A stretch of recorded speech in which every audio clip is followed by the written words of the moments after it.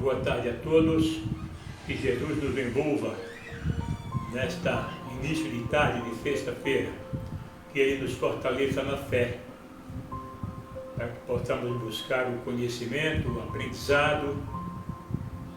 O saber não ocupa lugar.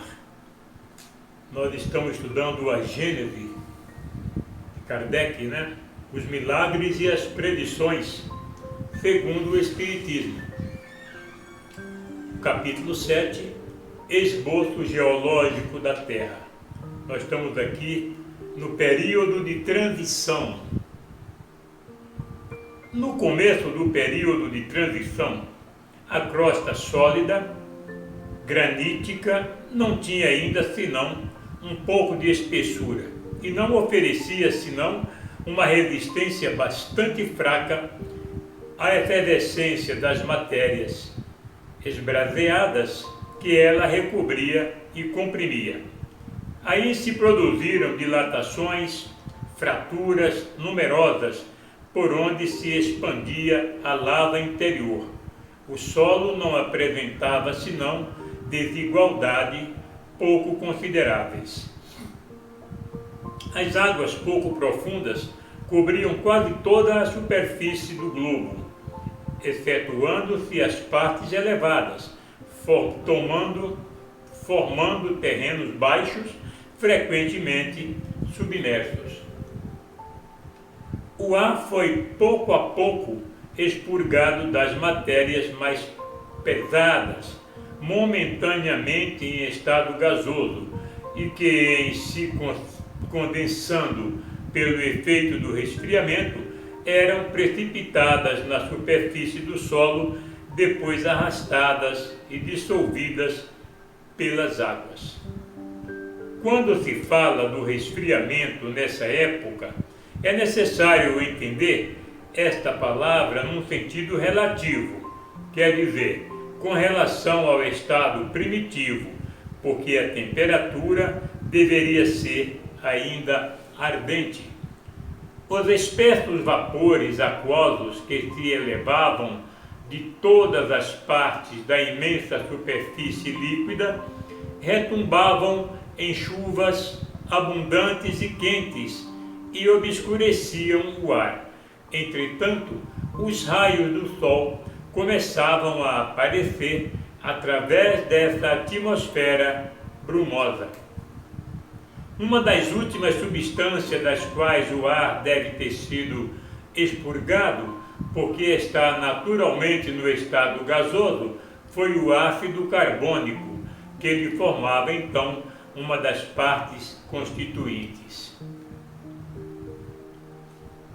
Nessa época começaram a se formar as camadas de terreno de sedimento depositados pelas águas carregadas de lama e de matérias diversas, próprias da vida orgânica.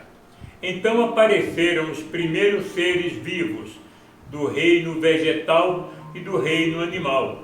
No início, em pequeno número, encontram-se-lhes os traços com mais frequências à medida que se elevam nas camadas dessa formação. É notável que por toda parte a vida se manifesta, logo que as condições lhe são propícias e que cada espécie nasce desde que se produzam as condições próprias para a sua existência.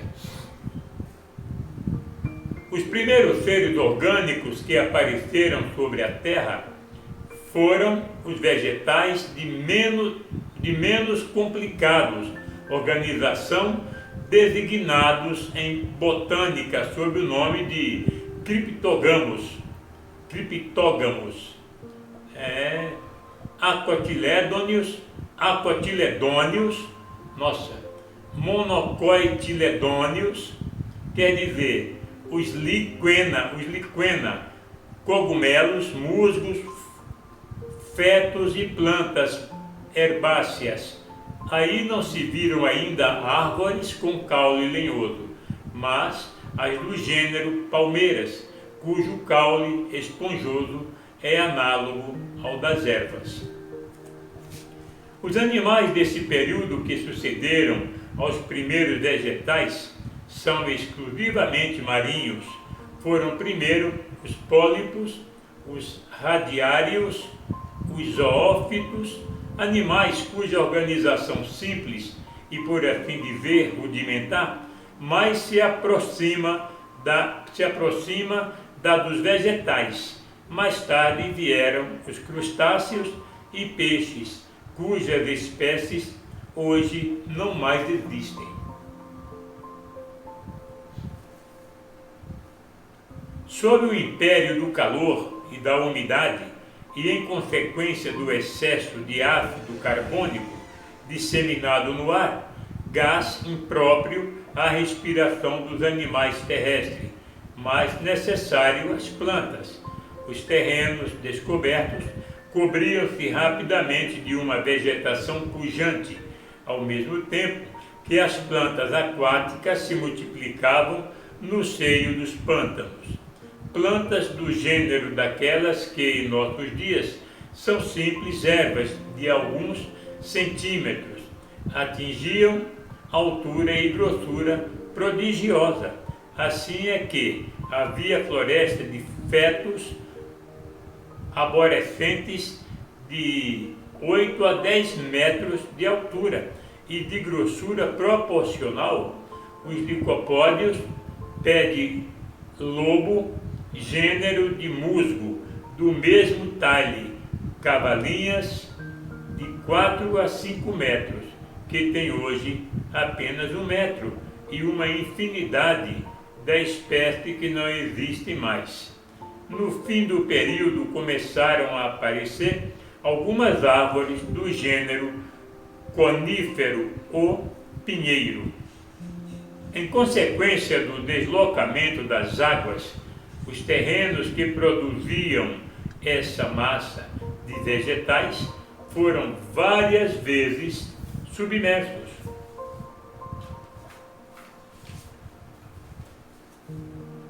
Recobertos de novos sedimentos terrosos, enquanto que aqueles que estavam no seco se adornavam, por sua vez, de uma vegetação semelhante.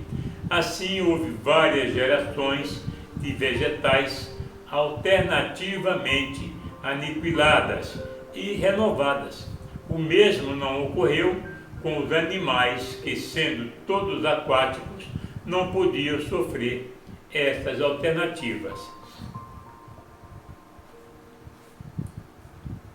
Esses detritos acumulados durante longa série de séculos formaram camadas de grande espessura sob a ação do calor, da umidade e da pressão exercida pelos depósitos terrosos posteriores e, sem dúvida, de diversos agentes químicos, de gás, de ácidos e de sais, produtos da combinação dos elementos primitivos.